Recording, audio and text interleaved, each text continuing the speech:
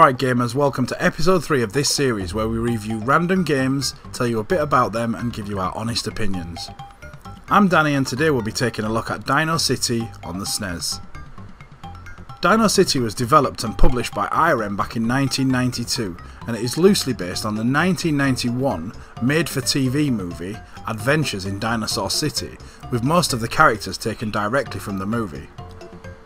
The game places you in the shoes of either Timmy or Jamie, two young friends who are accidentally transported to TV world, which is very reminiscent of prehistoric Earth. Not only that, but this new world is populated by anthropomorphic dinosaurs, two of which assist Timmy or Jamie throughout the game. Your mission is to retrieve the fuse which was stolen from the power station by the leader of the evil gang of Neanderthals, known as the Rockies. Dino City is a traditional 2D platformer where you move from left to right, avoiding obstacles, defeating enemies and jumping on platforms. At the end of each screen you are given two doors to pass through. One will take you to the next screen and the other will take you to a bonus stage. You can actually play this game with a buddy too, taking it in turns whenever one of you dies.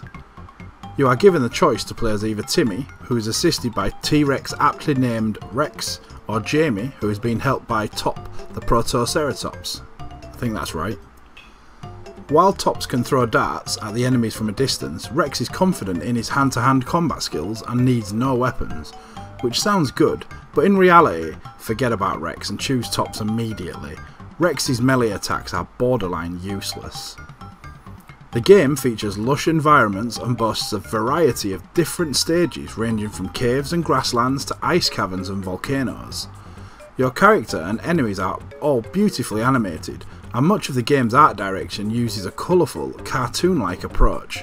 However, some of the enemies are downright strange. For example, can someone please explain to me what the hell this is? The music was produced in-house and was created by one of the guys behind the fantastic music score in Super R-Type. Some of the sounds, however, are horrible. Why does this weird thing have to make such a racket when just opening its mouth? You get to traverse 7 levels during your playthrough, which are broken up into different screens, which are then followed by a boss fight.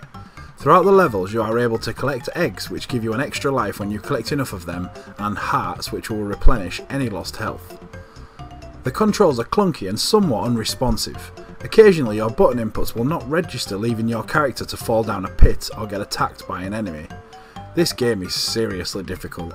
Most games that pose a challenge to gamers are difficult because the game itself is broken. This game, however, for the most part works fine, it's just bloody hard. Dino City received a decent reception from some reputable reviewers, as Electronic Game Monthly gave it a 7 out of 10, which was backed up by GamePro's score of 9 out of 10. The game was praised for its colourful and very detailed graphics. IGN even went as far as listing it as number 10 in their top 10 prehistoric games, stating that if you've never got to play Dino City on the SNES, we feel sorry for you. I never played this game as a kid, but I do wish I had.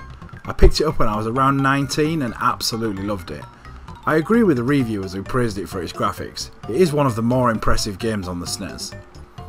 I don't really have anything bad to say about this game, to be honest, besides the occasional issues with the controls. I wouldn't go as far as saying it's one of my favourite games on the SNES, but it is one that I would definitely recommend to others. Well, we hope you have enjoyed this review of Dino City on the SNES. What do you think of the game?